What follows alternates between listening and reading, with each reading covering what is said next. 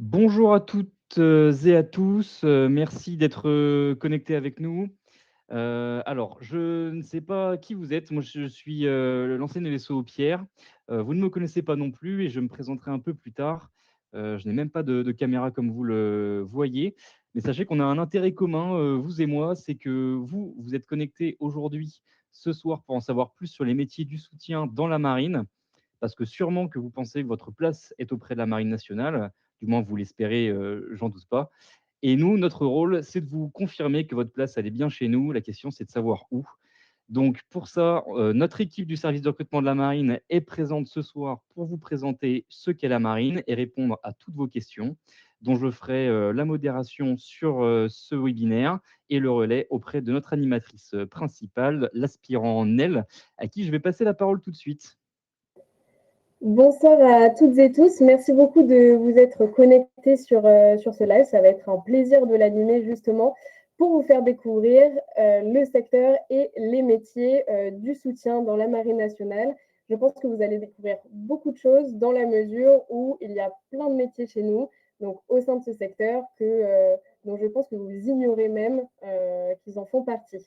Donc, voici comment se déroulera ce webinaire. Donc, je commencerai par présenter un petit peu la Marine nationale, donc de manière un petit peu large, ses missions, ses forces, ses chiffres clés. Puis, je vous parlerai donc du domaine du soutien ainsi que de ses filières. Par la suite, nous aurons l'intervention de 3 marins donc, qui nous parleront de leur parcours au sein de l'institution et qui répondront à vos questions. Voilà, pour vous faire déjà une petite idée, nous accueillerons une matelot. Je me ferai porte-parole donc d'un premier maître, donc d'un officier marinier supérieur qui malheureusement n'a pas pu être là ce soir en raison de difficultés de transport. Et puis ensuite, je repasserai la parole, excusez-moi, à l'enseigne de Bessiaux, Pierre, donc, que vous avez entendu juste avant, pour la suite des événements. Et on terminera après ça par une session de questions-réponses. Donc, je vous invite par ailleurs, voilà, dès que vous avez la moindre interrogation, à l'écrire dans le chat. Et au fur et à mesure, voilà, l'enseigne de vaisseau Pierre les récupérera pour qu'on puisse y répondre à la fin. Donc, si c'est bon pour vous, on peut commencer. Et Pierre, on peut lancer également le PowerPoint. Merci beaucoup. Donc, pour commencer et pour vous donner une vision un petit peu plus large de la Marine nationale, nous allons commencer par en décrire les différentes missions et donc les 5 missions principales.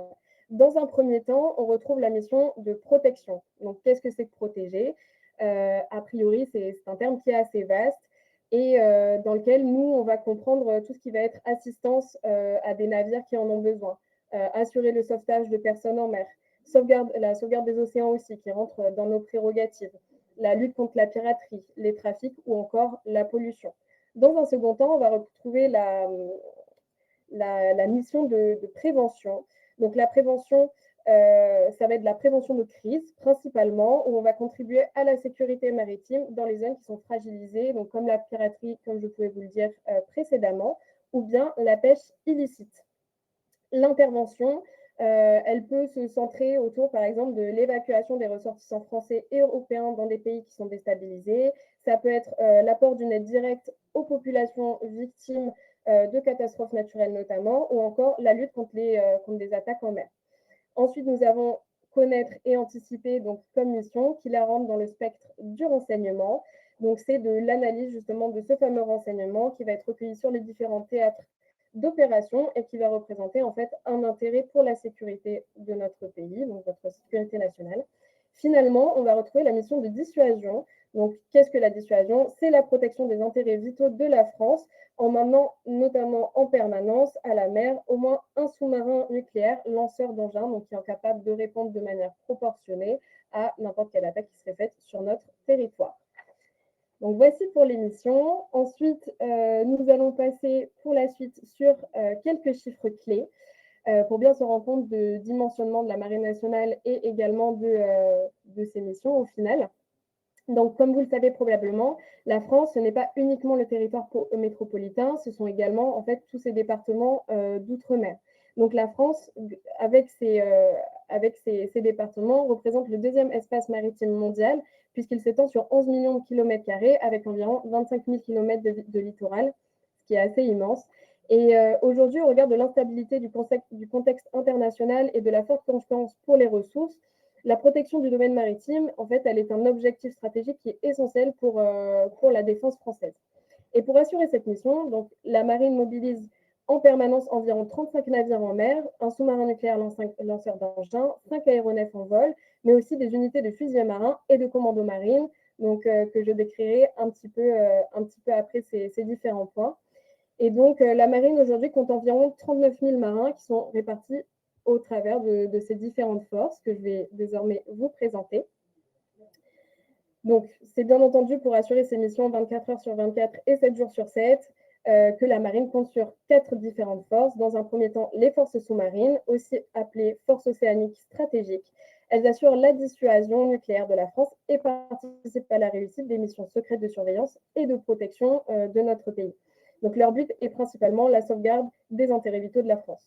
Dans un second temps, on retrouve un petit peu la force d'action navale et ce qui forge tout l'imaginaire autour de la Marine nationale. Donc, ce sont nos forces de surface, nos bâtiments, nos bateaux.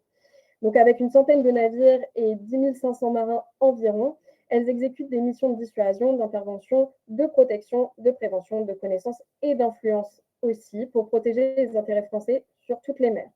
Ensuite, on va retrouver l'aéronautique navale, donc, qui, elle, assure des missions de renseignement, de lutte anti-surface et anti-sous-marine aussi, et qui peut avoir pour objectif le sauvetage en mer grâce à ses avions et hélicoptères embarqués. Pour finir, et je vous en parlais juste avant, la force des fusiliers marins et des commandos, la force Fusco, pardon, comme on peut l'appeler dans sa plus petite appellation. Donc, c'est la spécialité dans la défense maritime et terrestre. Donc, ce sont nos troupes à pied qui protègent les sites sensibles donc, de la Marine nationale et qui mènent des opérations spéciales en France et à l'étranger pour contrer les menaces ainsi que les différents trafics que nous avons pu citer précédemment. Donc, une fois qu'on a fait un petit peu le constat de ce qu'est la Marine nationale donc, dans son ensemble, il est important de revenir un petit peu sur quels sont ces différents secteurs et ces différents métiers. Et donc, à ce titre, la Marine nationale, c'est 80 métiers différents qui sont répartis dans 14 domaines d'activité, de la navigation à la mécanique, en passant par la cybersécurité. La Marine nationale, en fait, elle offre des perspectives qui sont très, très vastes et où chacun peut trouver sa voie sans déterminisme académique, c'est-à-dire à n'importe quel niveau de diplôme, sans déterminisme de genre, on y reviendra un petit peu après, mais dans la mesure où aujourd'hui, tous les postes sont ouverts également aux femmes au sein de la Marine nationale, et sans déterminisme géographique. C'est-à-dire qu'aujourd'hui, peu importe d'où vous venez, l'adresse qui sera inscrite sur votre CV ne sera jamais un frein à votre recrutement chez nous. Tout ce qui va compter, c'est la motivation. Je reviendrai sur tous ces points un petit peu plus tard donc dans notre présentation. Aujourd'hui, nous allons nous concentrer exclusivement sur le domaine du soutien. Donc, si vous le souhaitez, nous vous invitons à vous rendre un petit peu plus tard, à la fin de ce webinaire, sur la chaîne YouTube de la Marine nationale, afin justement de venir visionner les autres webinaires donc, consacrés à d'autres secteurs d'activité qui ont déjà eu lieu et qui vous permettront d'en savoir plus, notamment sur les marins-pompiers de Marseille, ou les marins-pompiers de la Marine nationale, le nucléaire, le secteur du nucléaire ou encore le secteur de l'électricité.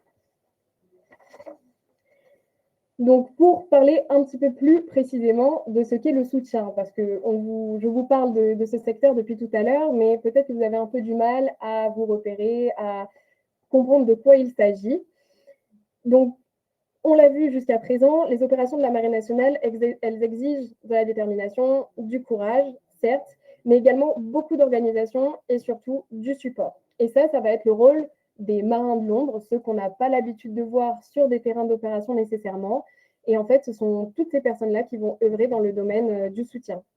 Donc, ces métiers recouvrent un large spectre de compétences qui vont des ressources humaines au droit, en passant par l'informatique, les achats, la logistique, le transport, l'hygiène, la sécurité, l'environnement, l'enseignement, la psychologie, le contrôle de gestion, etc., y compris les relations internationales ou la communication. Donc, en travaillant dans le domaine du soutien, vous l'aurez compris, vous êtes en quelque sorte les garants des moyens qui sont donnés aux équipages des unités opérationnelles embarquées, afin de leur permettre de se déployer sur les terrains d'opération, d'exercer leur métier en toute sécurité et avec tous les moyens nécessaires pour justement bien effectuer leur mission. Donc le soutien, il occupe une place qui est indispensable pour la bonne exécution de ces missions. Les femmes et les hommes qui le composent sont des maillons qui sont de fait essentiels à la préparation, au bon déroulement et au succès de nos opérations militaires et navales. Donc, au travers des intervenants et des parcours que l'on vous fera découvrir aujourd'hui, 3 spécialités seront particulièrement mises en avant au sein de ce grand domaine du soutien qui est très vaste, comme vous l'aurez compris. En premier temps, on aura la fonction de gestion administrative. Dans un second temps, on s'intéressera au métier surtout de la logistique. Et dans un troisième temps, par le biais de l'enseigne de vaisseau Pierre, on ira plutôt du côté des ressources humaines et de tout ce qu'on va considérer comme relation partenariale. Donc, pour commencer notre accueil d'invités, je vais demander à la matelot Christy de venir me rejoindre juste à côté. Faites-lui un très chaleureux accueil. Hop. Bonjour à tous et à toutes. Alors, Christy, merci beaucoup déjà d'avoir accepté de parler de ton parcours dans le cadre donc de ce webinaire. Je pense que ça sera très éclairant pour tout le monde et pour toutes les personnes qui peuvent se projeter aussi dans ton parcours. Est-ce que tu peux un petit peu, dans un premier temps, te présenter et nous parler de qui tu es, pourquoi tu as décidé de rejoindre la Marine nationale? D'accord. Alors, tout d'abord, je suis le matelot Christy, comme vous l'avez bien compris. Je suis actuellement agent d'appui au recrutement au CIRFA Marine de Paris. Mon intérêt pour la marine a commencé quand j'étais au collège, j'avais 12 ans, et je me suis tout de suite intéressée directement au monde des armées en général. Donc, j'ai commencé par faire une classe défense en troisième, en Martinique. Par la suite, j'ai entendu parler des préparations militaires. Donc, suite à un stage que j'avais fait au sein de la base navale de la Martinique, j'ai intégré une préparation militaire marine. J'ai beaucoup aimé l'expérience que j'ai vécue là-bas, ce qu'on y a appris, euh, les différentes choses qu'on pouvait nous proposer la marine en général. Donc, j'ai fait en sorte d'obtenir mon bac et par la suite, je me suis directement engagée. Très bien, merci beaucoup, c'est très très clair. Est-ce que tu pourrais un petit peu nous préciser quelles sont tes missions au quotidien aujourd'hui en tant qu'agent d'appui au recrutement au sein du CIRFA Paris?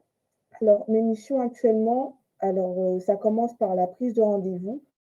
On gère tout ce qui va être accueil des candidats, prendre leur rendez-vous, répondre à leurs questionnements au sujet de la marine, au sujet des différentes étapes pour rentrer dans la marine, ou même comment faire pour pouvoir parler avec le conseiller, le comportement à avoir, etc.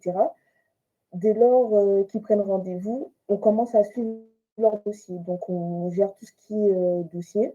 On récupère les dossiers, on les intègre sur nos bases. On prend également rendez-vous au département d'évaluation et on va également gérer tout ce qui va être la relation entre le candidat et le conseiller en cas de manque de documents. On est vraiment là administrativement pour suivre les candidats et aider les conseillers durant leurs tâches.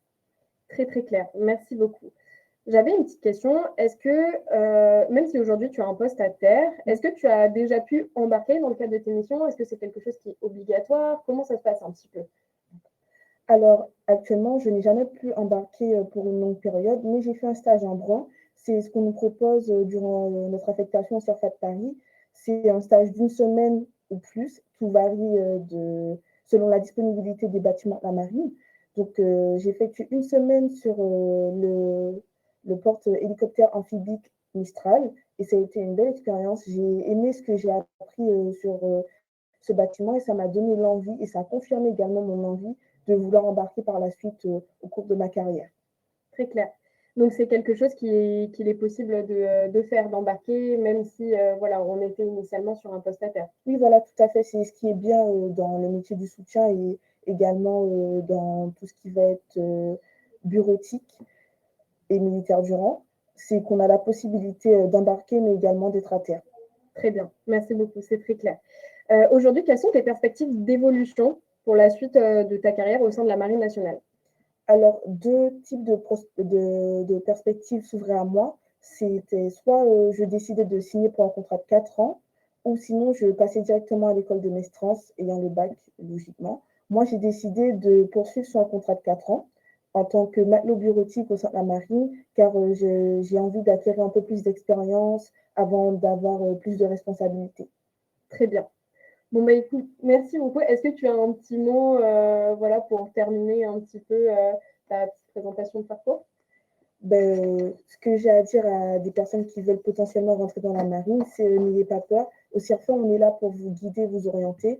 Rien ne vous engage à prendre des renseignements, à vous questionner. Et surtout, que la marine, elle propose différentes solutions pour les personnes qui hésitent, comme les préparations militaires, etc. Je vous remercie de m'avoir écouté. Merci beaucoup à toi. Merci, lieutenant.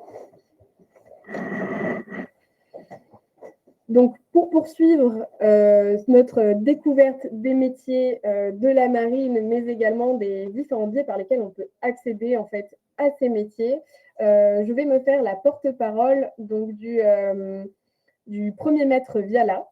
Donc, le premier maître qui est entré en 2000 via l'école de Mestrance au sein de la Marine nationale avec un BTS en comptabilité qui a aujourd'hui donc 25 ans de marine et qui a pu y effectuer une très très belle carrière avec notamment 9 ans d'embarquement, des expériences donc principalement sur des frégates et divers bâtiments de la Marine nationale.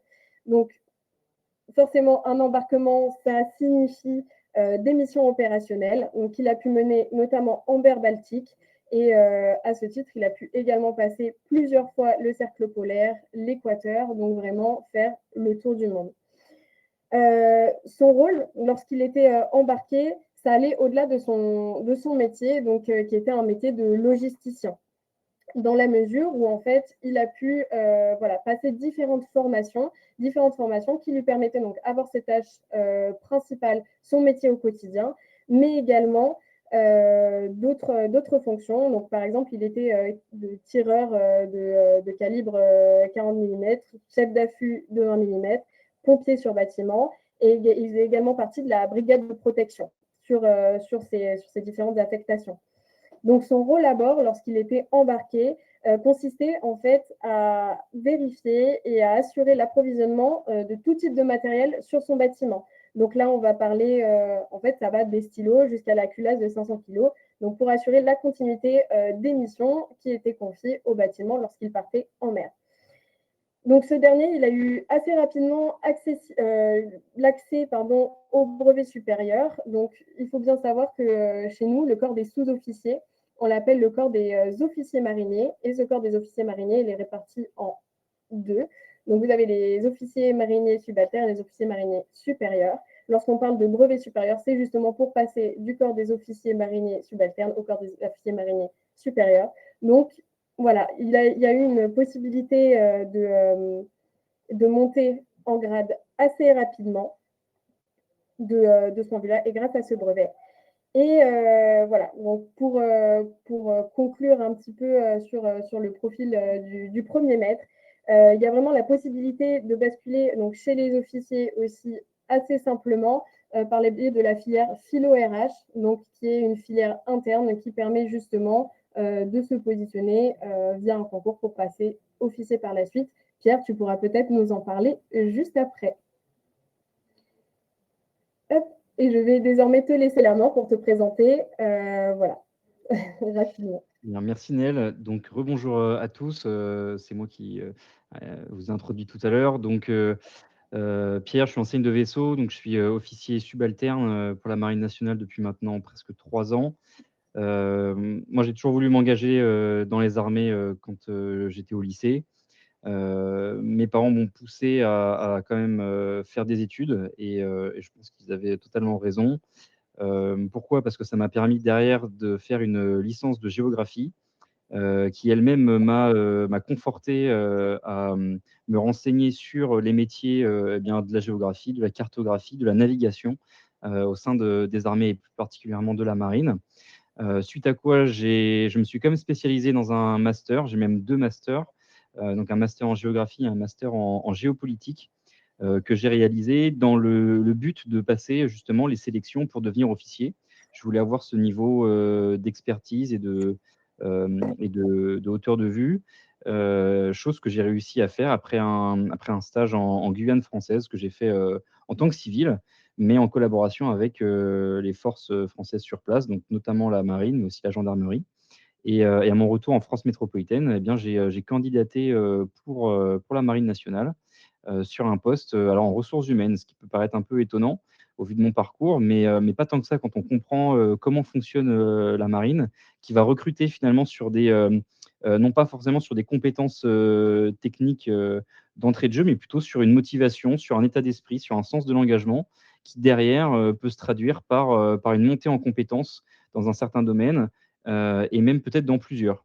C'est pour ça qu'aujourd'hui, donc moi, je suis recruteur, je suis donc chargé de recrutement des officiers particulièrement, sur le secteur Île-de-France. Je suis aussi responsable des relations, écoles, sur ce même secteur.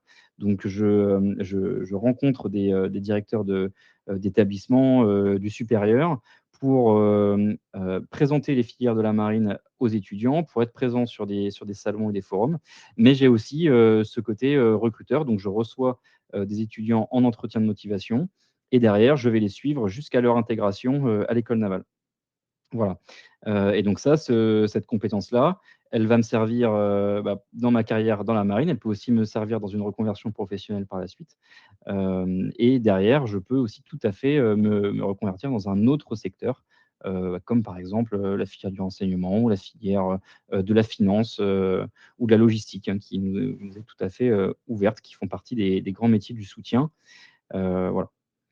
Voilà un peu pour mon parcours et d'où je viens.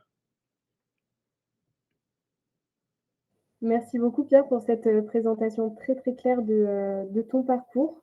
Donc, je nous invite à passer à la suite et donc pour la suite justement, nous allons aborder les différentes voies d'accès en fait au métier du soutien chez nous. D'abord peut-être quelques questions. J'ai déjà pu regarder rapidement ce qui nous avait été posé dans le chat. Pour nombre d'entre elles, nous allons y répondre juste après. Donc, notamment, voilà, tout ce qui concerne les marches à suivre pour déposer vos candidatures, que ce soit plutôt sur une filière sous-officier, donc officier marinier chez nous, plutôt sur une filière officier pour toutes les personnes qui ont en poche d'un bac+3 à un bac+5. Veux-tu que je te cite, certaines questions qui nous Je sont veux arrivées? bien, comme ça au moins on peut commencer un petit peu à y D'accord. répondre et après chouette. Alors, il y a une question d'Aude qui nous demande, quelles sont les opportunités de carrière en dehors du commissariat des armées après un master de droit public? Alors peut-être que je peux répondre sur ce volet-là. Il faut savoir que dans la marine, on recrute sur des contrats d'1 an, notamment le contrat de volontaire aspirant commissaire embarqué. Donc ça, c'est un contrat où, bah, vous êtes militaire. Il vous faut un bac+2 minimum pour, pouvoir candidater, bac+3 voire même bac+5, c'est encore mieux. L'idée, c'est de vous embarquer sur un bâtiment de la marine, un bâtiment de premier rang et d'exercer des fonctions d'adjoint du commissaire à bord. C'est-à-dire, donc vous êtes un couteau suisse, hein, à bord, c'est-à-dire que vous allez gérer à la fois, la gestion des vivres, mais aussi les finances du bateau, la gestion des escales, tout ce qui va être accueil de hautes autorités. Tout ça, c'est sous votre responsabilité et ça vous permet derrière soit de vous affilier à la Marine nationale en souscrivant enfin, en continuant sur un contrat long au sein de la Marine, soit partir du côté du commissariat des armées en passant le concours ou en faisant une candidature sous contrat. Voilà, donc après un master en droit public, le commissariat des armées ou la marine nationale, les 2 sont envisageables. En tout cas, les 2 se sont alliés pour, vous proposer ce type de contrat découverte d'1 an. Voilà, et évidemment, vous êtes rémunéré pendant cette année. Je passe à une deuxième question. J'ai Vivien qui nous demande si à 33 ans, il peut s'engager. Vivien, alors 33 ans, c'est possible de s'engager. Heu, pas pour tous les secteurs, dans tous les métiers, mais il y a ce qu'on appelle des contrats, commissionnés, sous statut commissionné, qui te permettent de t'engager en fonction des compétences que tu as pu, acquérir au long de ces années. Donc il y a quelques postes, hein, c'est un peu niche, mais il faut savoir que la limite d'âge, normalement, elle est de 30 ans. Voilà. Donc pour ça, il faut regarder, il faut être attentif sur notre site, hein, La Marine recrute, sur certaines fiches de poste qui pourraient, être sous statut commissionné. C'est bien mentionné à chaque fois. Donc voilà. Là, en ce moment, il me semble que de mémoire, nous avons des postes en SIC, donc dans tout ce qui va être système d'information et de communication, voire même en cybersécurité, où on recrute des profils avec, certaines années d'expérience. Alors, Oui. tu veux y aller, je peux? Ah bah, vas-y, vas-y. Super. Alors, il y a Corentin qui nous pose la question. Bonjour, est-il problématique ou mal vu de vouloir s'engager en tant qu'officier marinier, malgré un bac+5? Alors, absolument pas. Au contraire, pour des métiers en fait qui sont particulièrement techniques au sein de la Marine nationale, dans la mesure où nous, on vous forme en interne, donc on y reviendra un petit peu après, je vous expliquerai comment ça se passe. Ça n'est absolument pas mal vu. Et d'ailleurs, il y a beaucoup de personnes qui décident de s'engager par la voie justement sous-officier, donc officier marinier. Encore une fois, on a des termes un petit peu particuliers, donc c'est pour ça qu'à chaque fois, je fais l'analogie entre les deux termes. Mais non, c'est ni mal vu, ni problématique de s'engager en tant qu'officier marinier, malgré un bac+5. C'est notamment souvent le cas dans les domaines, bon là je sors un petit peu des métiers du soutien, mais c'est souvent le cas pour les personnes par exemple qui veulent évoluer dans le renseignement. Voilà, c'est très commun de voir des personnes avec un tel niveau de diplôme qui souhaitent s'engager par la voie officier marinier. Alors, on a pas mal de questions. Si je les reprends un petit peu dans l'ordre d'arrivée, on a Maïs qui nous demande si une personne qui possède une reconnaissance handicapée peut rejoindre la marine dans le soutien. Alors, c'est possible, elle peut rejoindre la marine via les civils de la défense qui ont un site internet propre à eux, hein, avec des propositions de CDD, de CDI, de stages, d'alternance, et pour lesquels vous pouvez donc venir travailler au sein d'une unité de la marine, comme de l'armée de terre ou de l'armée de l'air ou de la direction générale de l'armement, voilà, pour pouvoir soutenir nos armées. En revanche, tu ne pourras pas avoir de statut de militaire, puisque pour ça, il faut avoir une condition physique et une aptitude médicale qui te permet d'être sportif et de pouvoir pratiquer toutes les contraintes du militaire. Je rebondis sur la question de Théo. Comment se passent les missions en mer? Est-ce qu'on reste sur le bateau durant plusieurs mois ou bien ce sont des délais plus courts? Alors en fait, tout dépend de la forme de la mission et tout dépend du bâtiment sur lequel tu vas embarquer aussi. Parfois, justement, quand tu seras sur une mission de projection qui va nécessiter de partir un long moment, je pense là par exemple au porte-avions, donc à notre Charles de Gaulle, là généralement oui. Lorsqu'on part en mission, ce sont des missions de plusieurs mois qui sont assez longues avec des escales dans différents pays. L'objectif du bâtiment étant bien souvent de rallier des pays qui sont relativement éloignés d'une autre. Après, parfois, tout bonnement, ça peut être aussi des exercices. Donc, il y a des bâtiments qui partent en mer pour seulement quelques jours, voire quelques semaines, dans le cadre d'exercices, donc d'interopérabilité avec d'autres armées, ou bien juste d'exercices pour entraîner les marins à leurs réflexes, que ce soit dans le cadre de haute intensité ou juste pour se maintenir en conditions opérationnelles. Donc, vraiment, la durée des missions est très très variable et voilà, c'est pas quelque chose qui est figé. Alors, on a pas mal de questions, vous êtes assez curieux. On a une question de Maximiliano. Bonjour, les profils IEP avec expérience professionnelle dans la fonction publique sont-ils recherchés? Alors oui, tous les profils sont recherchés dans la marine, IEP compris, même pour des postes embarqués, aucun problème. Après, tout dépendra de ta motivation, de ton savoir-être, de ton leadership. Et ça, c'est des choses qui se travaillent avec le temps et du coup qui ont un impact sur la maturité que tu auras au moment de ton entretien. Donc les profils IEP, c'est plutôt un recrutement officier, mais tu peux tout à fait aussi candidater à une spécialité d'officier marinier pour l'école de Mestrance. Et après, expérience professionnelle dans la fonction publique, alors bien sûr, hein, c'est un plus, condition que, évidemment, tu respectes la limite d'âge des 30 ans. Peut-être une question pour toi, Nel. Bonjour, attendez, il y en a pas mal. Est-ce que la spécialité de guetteur de la flotte fait-il partie du domaine du soutien?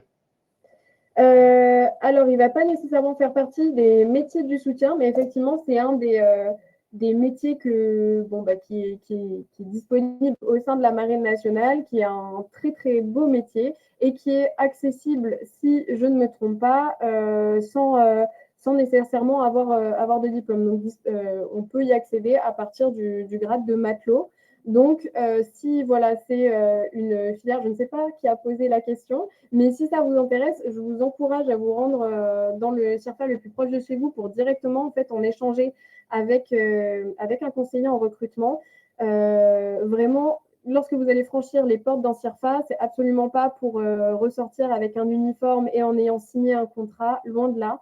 Ça peut simplement être pour une première séance d'information générale, comme on l'appelle, rencontrer un marin, que ce marin puisse aussi vous découvrir, connaître un petit peu quels sont vos centres d'intérêt, quel est votre passif professionnel, académique, pour en fait vous proposer différentes voies, différents métiers au sein de la marine qui pourraient vous plaire. Et au-delà de ça, écoutez aussi vos centres d'intérêt, vos objectifs au sein de la marine, afin de vous informer au mieux et au préalable en fait, sur les prérequis qui vont être attendus pour accéder à ce poste précis.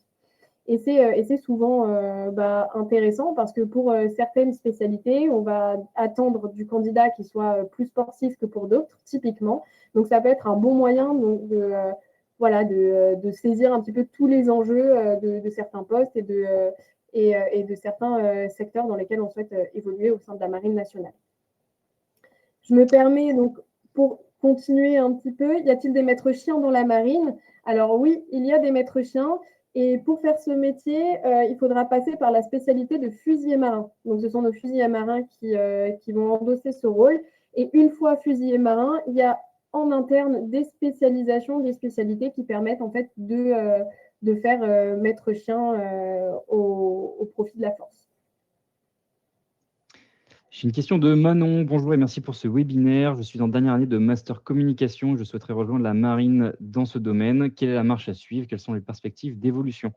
Alors Manon, pour ça, c'est très simple. Tu peux donc aller sur lamarinerecrute.fr, regarder les profils, les postes d'officiers qui sont ouverts en communication. Il me semble qu'il y en a actuellement. Et tu candidates en ligne directement. Tu candidates, tu mets ton CV et ta lettre de motivation. Tu seras rappelé pour un appel de préqualification. On te fera passer un entretien de motivation. Et si tu passes cet entretien, eh bien, on t'enverra faire des stages, des tests de sélection, puis un entretien avec l'unité qui recrute. Donc, ça peut être, par exemple, le service de recrutement de la marine, tout simplement, qui a un bureau communication et qui recrute des externes. Et après, les perspectives d'évolution, eh bien, écoute, tu seras officier sur un contrat d'état-major, un contrat de 4 ans, qui est renouvelable jusqu'à 10 ans de contrat. Et après, libre à toi de choisir tes mutations en fonction de tes envies, mais aussi en fonction des besoins de la marine. Peut-être une autre question pour toi, Pierre. Bonjour, je souhaite savoir si les ressources humaines sont accessibles pour les personnes en externe qui passent le concours des officiers spécialisés, OSM, SC, pardon, et si la bascule peut se faire ensuite dans les métiers du renseignement. Alors, le début de la question, excuse-moi, ça a un petit peu coupé. Oups. Je souhaite savoir si les ressources humaines sont accessibles pour les personnes en externe qui passent le concours des officiers spécialisés. Alors, bien sûr, oui, oui. Donc, c'est la spécialité philo-RH, donc pour finance, logistique, ressources humaines. C'est une spécialité pour un contrat de 8 ans au sein de la marine qui est ouverte en externe, donc avec un master en RH tout à fait accessible. Alors après, il faut bien lire la fiche de poste, il faut bien comprendre que c'est une spécialité qui te permettra de toucher pas que des ressources humaines, hein, mais aussi de la logistique et aussi de la finance. Voilà, en tant qu'officier, donc avec certaines responsabilités et sûrement avec des compétences de management, puisque tu auras à encadrer des équipes.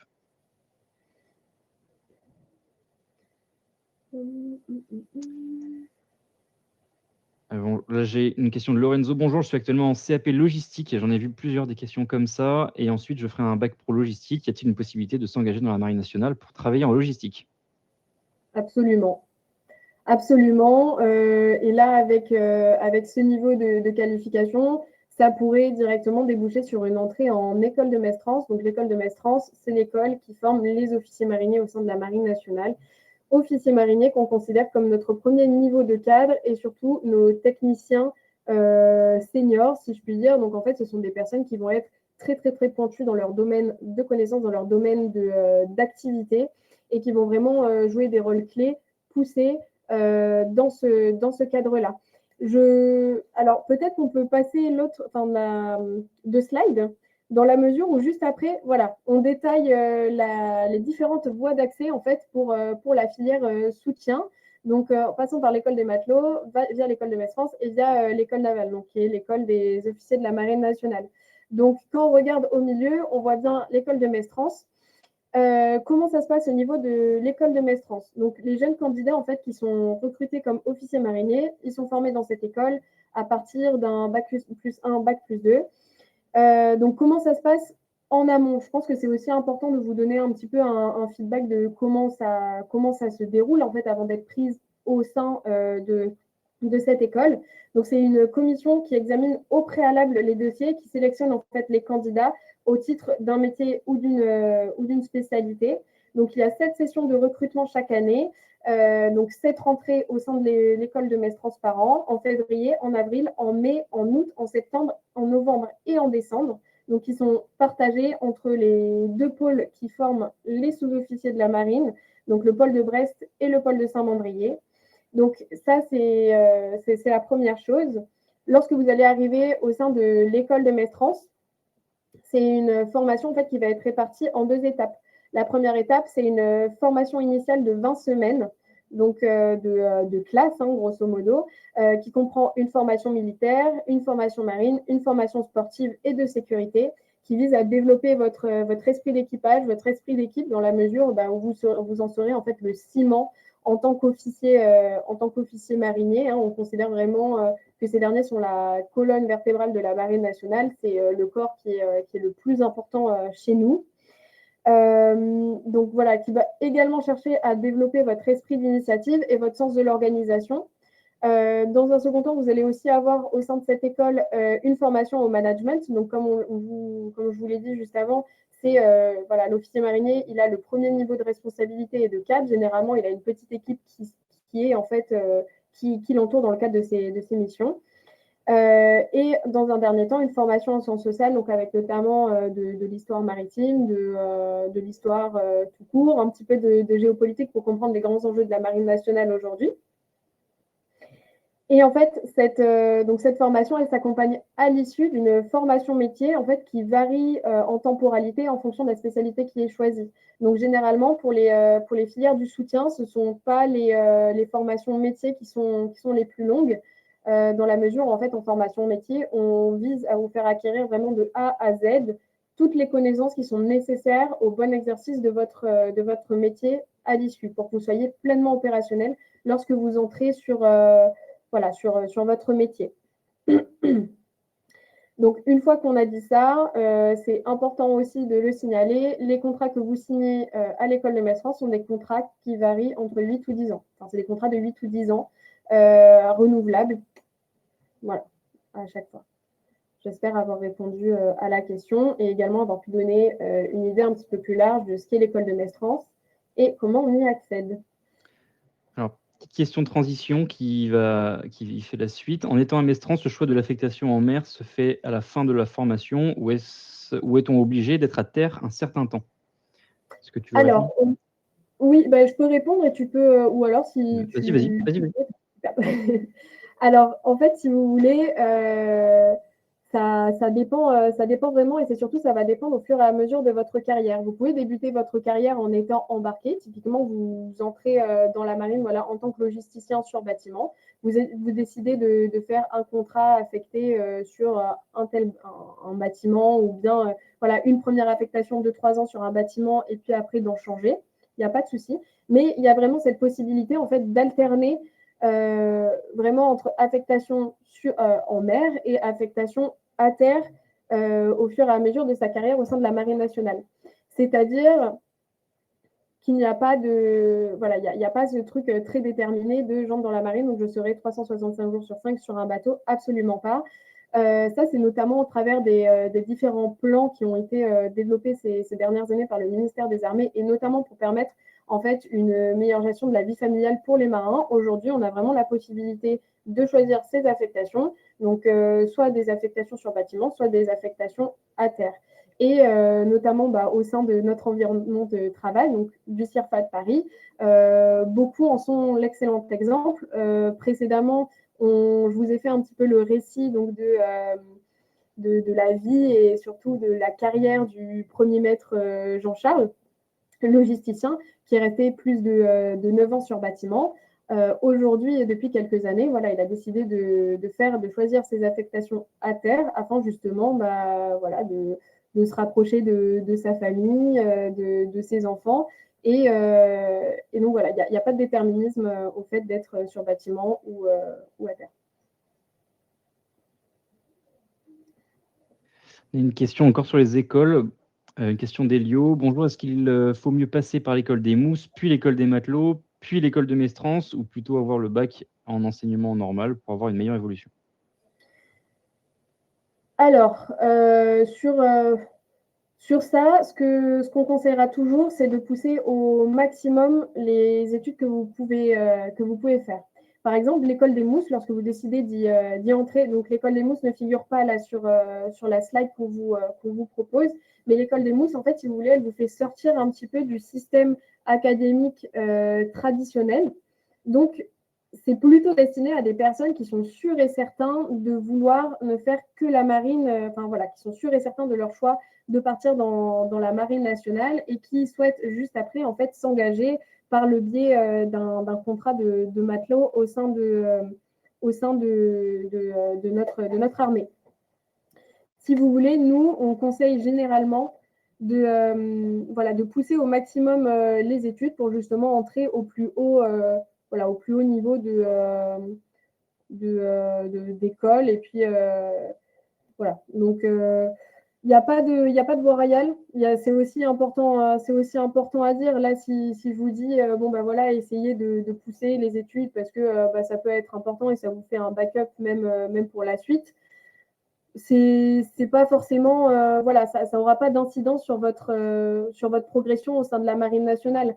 On a un amiral au sein de voilà, il y a un amiral qui est relativement connu chez nous et qui est rentré à l'école des Mousses et qui justement a fini amiral. Donc vous voyez, il y a voilà, les carrières au sein de la Marine nationale, elles peuvent être exponentielles et au-delà de ça, il n'y a pas de limite à la progression.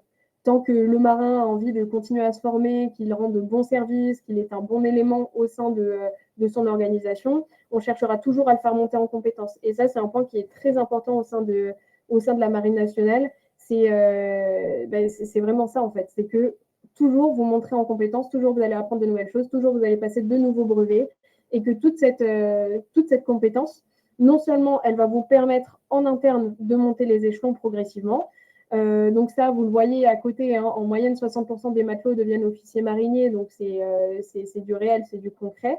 Mais toutes ces compétences pour lesquelles vous vous acculturez en interne marine et que vous acquérissez au sein de la marine, c'est des compétences que vous pourrez mobiliser dans l'univers privé aussi. Si vous décidez de sortir de la marine nationale, dans les autres univers professionnels, je dirais, ça sera des compétences qui seront mobilisables et qui seront reconnues dans la mesure où, quand vous êtes dans la marine, ces différentes formations que vous allez acquérir sont des formations qui vont être reconnues au titre RNCP, donc qui sont reconnues par l'éducation nationale comme des diplômes, quoi.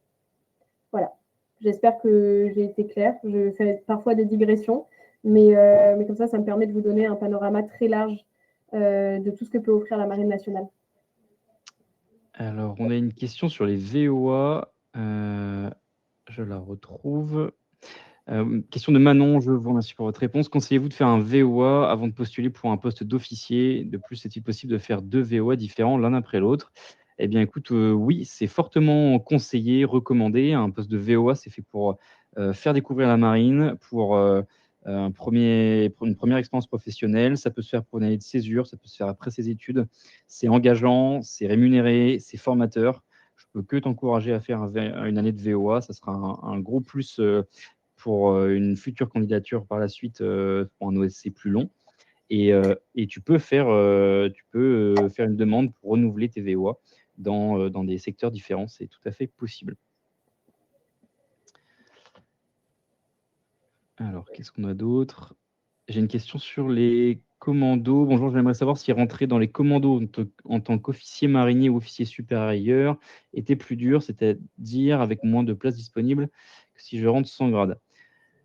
Alors, officier marinier ou officier supérieur. Alors déjà, tu commenceras pas officier supérieur, tu commenceras officier subalterne. Il faut savoir que chez les officiers, on a peu de place. C'est possible hein, de rentrer par la voie officier. La seule chose, c'est que tu passeras le stage comme tout le monde. Tu passeras le stage comme des officiers mariniers et même comme des matelots qui ont passé la présélection. Donc, il y a moins de place en tant qu'officier, c'est sûr. Par contre, le stage, il est ouvert à tout grade. Et donc là, ça sera ta rusticité qui sera mis à l'épreuve. Gabriel nous demande rebonjour, j'ai une deuxième question. Quel est le meilleur endroit et métier pour passer ton stage de troisième? Alors, au niveau de ton stage de troisième, en fait, ça sera en fonction de toi, ce qui te plaît au sein de la marine, quelles sont tes aspirations au sein de la marine, parce que tu peux, voilà, beaucoup te plaire dans un métier du soutien, voilà, en faisant un stage plutôt en état-major, donc sur des questions de logistique, de soutien, de communication, de rayonnement, etc. Après, si ce que tu cherches, c'est vraiment être au contact un petit peu plus de l'opérationnel, du métier, des bâtiments, peut-être te rapprocher plutôt d'une filière en lien avec la navigation ou qui te permettrait de le faire. Honnêtement, je ne pense pas qu'il y ait de meilleur endroit pour passer un stage de troisième, dans la mesure où si tu le réalises auprès d'un marin ou auprès d'une force en particulier de la Marine nationale, je pense que ça sera déjà un gros plus pour toi et pour montrer en fait tout l'intérêt que tu portes à notre armée. Donc c'est déjà voilà, c'est déjà super. On voit que tu es motivé en tout cas et que la Marine nationale, c'est déjà quelque chose qui te booste bien. Alors, on a une question de Théo. Comment se passent les missions en mer? Est-ce qu'on reste sur le bateau durant plusieurs mois ou bien ce sont des délais plus courts? Alors, en mer, quand tu es en mission, en effet, tu es en mer. Les missions, en moyenne, c'est à peu près 4 mois. 4 mois où tu vas faire des escales. D'accord? Donc, les escales, elles peuvent être fréquentes ou pas. Ça va dépendre de la nature de ta mission et de l'urgence de la mission. Et puis ensuite, il faut savoir qu'à bord, bah, tu n'as pas de week-end ou de vacances, hein. Tu es tout le temps sur le qui-vive. Et tu vas exercer à la fois tes fonctions premières. Donc, si tu es je sais pas moi, navigateur timonier, c'est toi qui sera en passerelle à gérer la navigation. Mais tu peux être aussi formé, breveté officier de quart. Et donc, tu prendras la responsabilité de la navigation pendant des heures de quart. Et en fonction du bateau, tu peux multiplier tes responsabilités, être aussi le référent SIC à bord ou le référent sécurité à bord.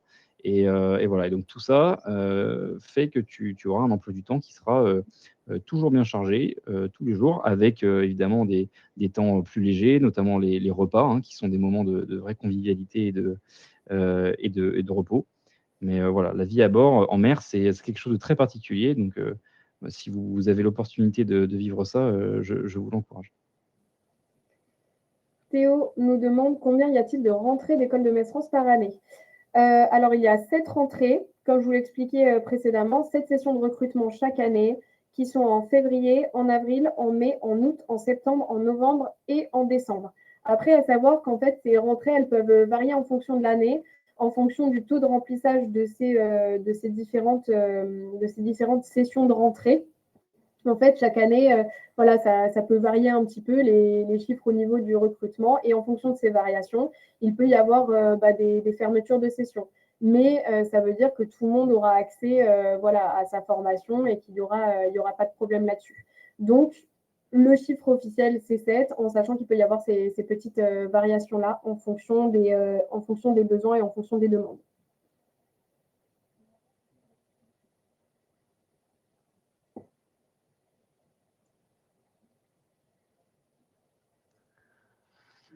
Alors, j'ai une question. Tac, tac, tac. De Loïs pour rentrer entretien technique, cela prend-il du temps et c'est possible de bifurquer par la suite? Alors, est-ce que tu pourrais développer ta question sur l'entretien technique? Et puis, on reviendra dessus juste après.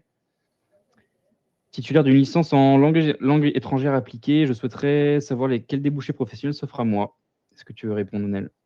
Bah oui, avec ce genre de profil, la voie un petit peu toute tracée, j'ai envie de dire, ça va être la voie d'opérateurs linguistiques. Donc, les opérateurs linguistiques chez nous, ce sont les personnes qui maîtrisent une langue rare. Et donc, une langue rare qui est russe, chinois, persan et arabe. Et en fait, qui vont être voilà, un petit peu les oreilles et qui vont être en capacité de traduire, que ce soit de manière littéraire ou bien à l'écoute, les différentes sources de renseignements qu'on va leur donner. À savoir que, en fait, cette filière-là, comme je vous l'expliquais tout à l'heure, la marine forme tous ses marins en interne et que donc il est possible d'accéder aux voies renseignements et notamment opérateurs linguistiques en n'ayant aucune connaissance dans la langue pour laquelle on souhaite travailler en tant qu'opérateur.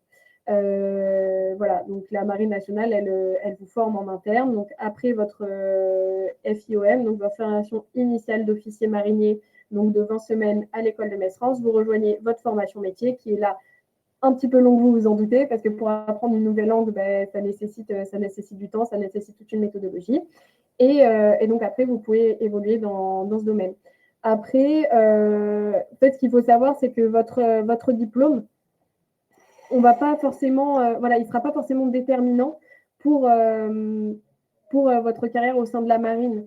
C'est-à-dire que, pour vous raconter une petite anecdote qu'on aime bien utiliser en entretien et lorsqu'on parle en fait à des jeunes pour vous montrer tout ce que vous pouvez faire au sein de notre armée, il y a une jeune femme qui s'était présentée au sein du CIRFA de Paris avec un bac pro esthétique et voilà, qui voulait se lancer dans l'aventure marine nationale et qui a fini vraiment dans le cyber, dans les systèmes d'information et de communication auprès de la force d'action navale de mémoire.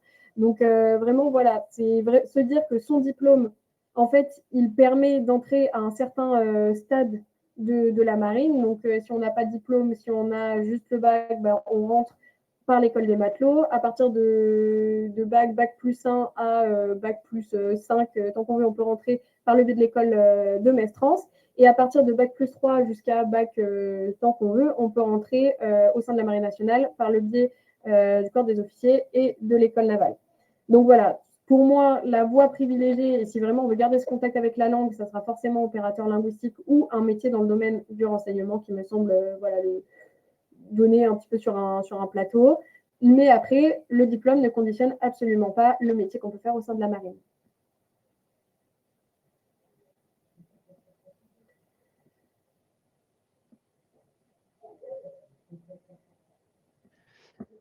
Question de Maïs, des métiers de sans diplôme à bac plus 5, si on a un doctorat, on est exclu. Alors absolument pas. Simplement, le doctorat, il n'y en a pas beaucoup qui en passent, mais bien sûr, c'est bac plus 5 et plus, encore une fois, en respectant la limite d'âge standard fixée à 30 ans.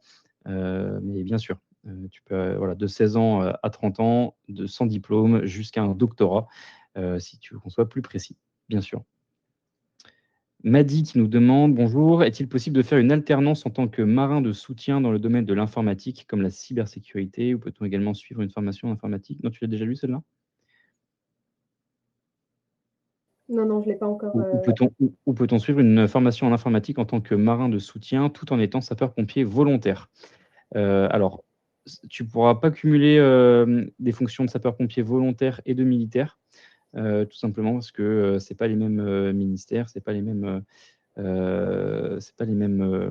emplois, donc non, il faudra que tu mettes en parenthèse, ton contrat de volontariat auprès des sapeurs-pompiers pour pouvoir intégrer la marine.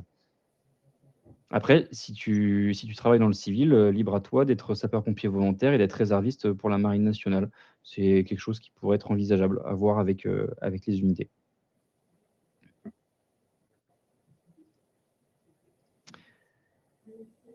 Question de Léane: «Quel bac est le plus adapté pour être, opérateur de manutention des aéronefs ou fusilier marin?» Et ben là encore, j'ai répondu un petit peu à la question précédemment, mais vraiment, il n'y a pas de diplôme privilégié. Alors forcément, quand on veut travailler au profit de l'aéronautique ou bien à proximité d'aéronefs, c'est bien de s'intéresser justement un petit peu à la force, à l'AVIA, donc notre force de l'aéronautique navale, ou bien de manière générale à l'aéronautique, qu'elle soit civile, qu'elle soit militaire.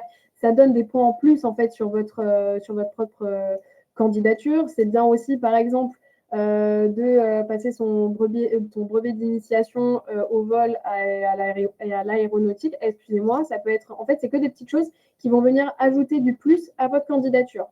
Mais sur les métiers de l'école de Mestrance, il n'y a pas de profil vraiment privilégié pour entrer en fait dans les différents métiers qu'on vous propose à partir de ce niveau-là au sein de la marine.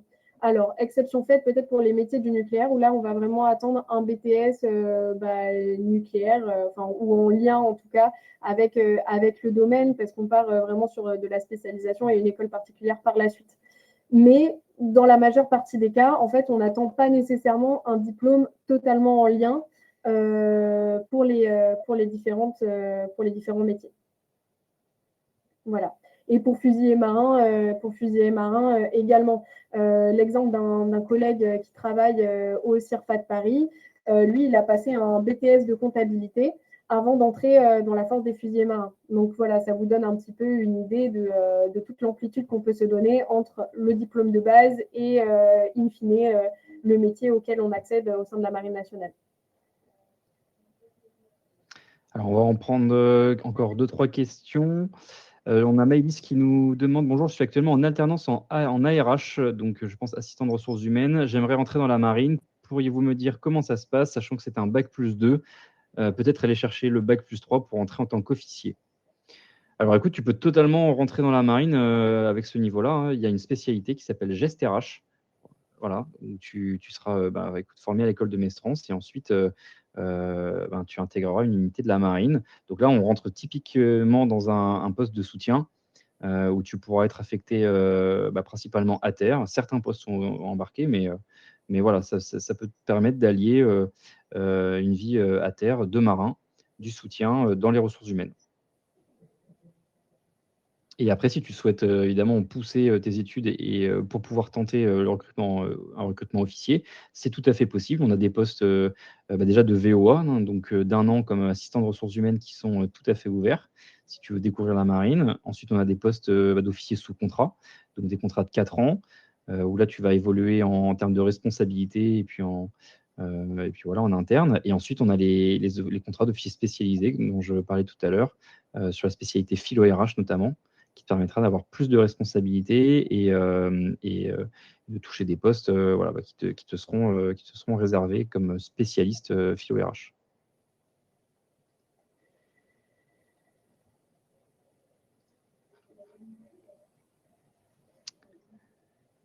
Alors, on a une question de Thierry. Bonjour, enseignant en bac pro, section MELEC, donc électrotechnique.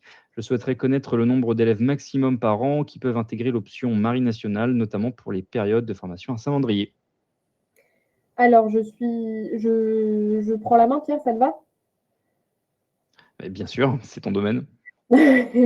Super. Alors, je ne suis pas sûre de bien comprendre l'option marine nationale, mais tout ce qui va être en tout cas métier de l'électricité, les métiers de l'électronique chez nous, ce sont des métiers qui sont en forte tension et pour lesquels on recrute vraiment beaucoup.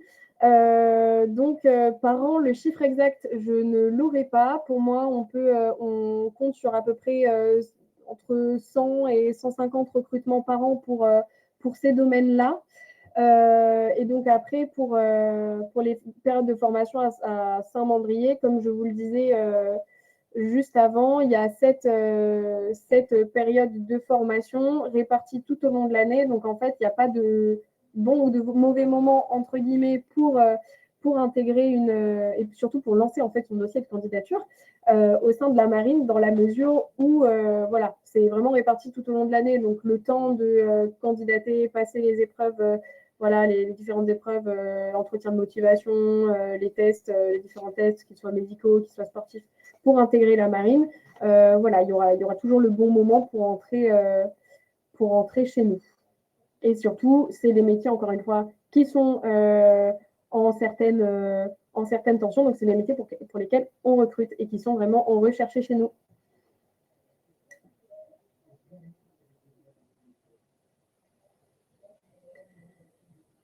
Pierre, peut-être une petite question pour toi. Bonjour, quels sont les métiers orientés ingénierie dans le service de soutien de la flotte? Quelle est la voie pour y accéder? Alors, métier de l'ingénierie, donc est-ce que je comprends que tu es ingénieur? Service soutien de la flotte, bah, écoute, c'est la SSF, c'est, une unité dans laquelle tu peux venir travailler en tant qu'OSC, un officier sous contrat, mais pas forcément en tant que enfin, tu n'as pas forcément besoin d'être, ingénieur. Heu, donc j'ai envie de te dire, c'est ouvert à tous les profils, et après tu seras placé sur des fonctions en lien avec tes compétences. Si tu es ingénieur, ça sera peut-être plus spécialisé. Moi, je te conseille de regarder sur la Marine Recrute les offres, d'OSC, qui sont ouvertes régulièrement. Pour le soutien surveillance de la flotte, il y en a quelques postes par an. Il faut quand même être vigilant.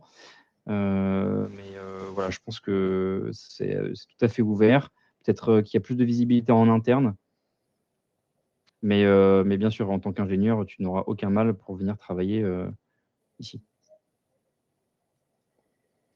Il est déjà 19 h. Peut-être qu'on peut prendre encore une ou deux questions avant de clôturer cet événement. Merci beaucoup d'ailleurs pour votre participation, pour vos questions. Ça a vraiment rendu ce temps hyper dynamique et hyper agréable. Je pense que Pierre se joint à moi vraiment pour vous remercier. Et puis voilà, on voit aussi que ce qu'on peut vous proposer, ça, voilà, c'est porteur d'intérêt pour vous. Donc on espère avoir bien pu répondre à vos questions et que c'était clair surtout. Je pense qu'on a globalement fait le tour des questions qui reviennent, hein, régulièrement. Alors, on me demande si ce webinaire est enregistré et si on pourra le regarder. Oui, oui, oui, il est enregistré et alors oui, il y avait quelques petites slides qu'on n'a pas passées parce qu'on s'est concentré principalement sur vos questions. Donc voilà, les petits avantages d'une carrière au sein de la Marine nationale, donc la possibilité de suivre des formations d'excellence, comme on l'a dit, ouvertes à tous, donc sans déterminisme académique, sans diplôme à bac+5 ou plus pour les doctorants qui sont sur le live. Bien entendu, il y a de la place pour tout le monde au sein de la Marine nationale et surtout, il y a des possibilités de faire accélérer sa carrière, que ce soit sur les métiers, que ce soit sur ses fonctions, que ce soit au niveau du grade. Vraiment, dans la Marine nationale, on reste jamais là où on est. On cherche des marins qui ont envie de continuer à se former, qui ont envie de monter en grade. Et par ailleurs, c'est une des seules choses qui peut vraiment vous pousser vers la sortie au niveau de la Marine nationale, c'est le refus justement de monter en grade. Et le fait de vouloir rester pas sur ses lauriers, je dirais, mais vraiment rester là où on en est. Non, nous, on veut, voilà, l'objectif, c'est de pousser nos marins au maximum à développer leur potentiel, leurs compétences et leurs talents au maximum. Donc, développer une carrière passionnante, marquée par des évolutions rapides, c'est un peu ce que je vous disais. Passionnante, pourquoi? Parce que, et ça reprendra un petit peu, voilà, embarquer pour une vie d'aventure et découvrir le monde, ça se rejoint un petit peu. La Marine nationale, quand on vend le fait qu'effectivement, c'est une vie d'aventure, c'est exceptionnel, c'est une carrière passionnante, ça l'est, parce que non seulement on continue toujours de se former, mais on peut faire des métiers en fait qui paraissent au final assez communs, c'est-à-dire par exemple un métier de mécanicien, un métier d'électricien, un métier de RH, embarquer sur un bâtiment de la Marine nationale et quasiment faire le tour du monde pour exercer son métier. Donc oui, on peut faire des métiers qui sont plutôt communs, mais dans un cadre qui n'est absolument pas et qui est absolument hors du commun et absolument génial. Profiter d'une rémunération attractive et de nombreux avantages. Alors, rémunération attractive qui évolue en fonction d'une grille, hein, qui évolue aussi avec votre vie. C'est-à-dire que, par exemple, pour l'école de Metz France, quand vous rentrez en école de Metz France, vous êtes payé 1400 € dès votre premier mois de formation, en sachant que vous êtes logé, nourri, blanchi tout le long de votre formation et par la suite sur votre formation métier. Donc au final, en fait, l'argent que vous allez recevoir en entrant en formation, c'est quasiment de l'argent de poche ou pour payer vos choses à côté, mais pas pour les dépenses de la vie courante, dirons-nous. De nombreux avantages, ça va être par exemple sur les réductions au niveau du train.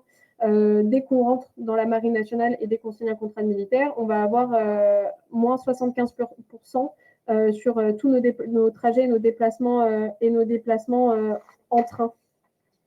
Donc ça, c'est intéressant. On a aussi toutes les primes. Dès qu'on va embarquer en mer, le salaire va s'adapter aux contraintes opérationnelles, à la situation dans laquelle on est. Donc ça, c'est assez intéressant aussi parce que ça ajoute, ça fait un ajout non négligeable sur la paye à chaque fois. Donc c'est intéressant. Je regarde un petit peu, mais pour moi, j'ai bien fait le tour de tous ces avantages. Pierre, je ne sais pas si tu vas ajouter quelque chose. Non, alors peut-être pour conclure, on me demande s'il y aura d'autres webinaires. Évidemment qu'il y en aura. Est-ce que ouais, si vous le demandez, il y en aura d'autres. Alors quand ils ne sont pas encore prévus, établis, écoutez, de toute façon, si vous avez reçu l'information pour ce webinaire, vous recevrez par le même canal les prochains. Donc, restez attentifs à ça. Je vois qu'il y avait pas mal de questions encore, on n'a pas répondu à tout. On n'a malheureusement pas le temps de tout faire. Je vous recommande 2 endroits. Le premier, c'est en ligne sur la plateforme My Job Glasses. Vous allez pouvoir rencontrer des marins qui sont ambassadeurs chez nous, qui sont des techniciens ou des officiers. Posez-leur des questions, ils vont vous parler de leur métier, de leur quotidien, ils vont répondre à tout. Et deuxième chose, venez au CIRFA, regardez le CIRFA le plus proche de chez vous, qu'importe où vous êtes, n'importe où en France. Vous vous rapprochez d'un CIRFA, vous prenez rendez-vous, et là, vous pouvez poser toutes les questions que vous voulez, on va vous présenter les spécialités, et souvent, ça commence par là. Voilà. Écoutez, moi, je vous souhaite, de mon côté, une très belle soirée. Juste peut-être une dernière chose. Aussi, vous avez vu sur toutes les slides, en bas à droite, vous avez lamarinerecrute.fr, votre site de référence aussi, pour les parties officiers, même sous-officiers, même matelots, en fait, voir un petit peu tout ce qu'on propose en termes de métier, prendre rendez-vous en CIRFA pour avoir accès à de la ressource numérique forcément gratuite, mais hyper bien faite sur les différents métiers, sur les différents secteurs au sein de la Marine nationale. C'est vraiment un site qui est bien fait. Vous avez plein de renseignements à aller chercher, plein d'informations aussi. Donc vraiment, ne pas hésiter à faire un tour sur le site de la Marine nationale, qui est hyper intuitif, hyper simple d'utilisation et très très clair. Voilà, de mon côté aussi, je pense que j'ai fait le tour. Donc je vous souhaite à toutes et à tous également une excellente soirée. On se retrouve bientôt pour un prochain webinaire, vraisemblablement. Voilà, il y a eu des questions, il y a eu de l'intérêt, donc on veillera à en faire de nouveau à l'avenir pour continuer à répondre à toutes vos questions. Merci à tous. Merci Au revoir, beaucoup. bonne soirée. Bonne soirée.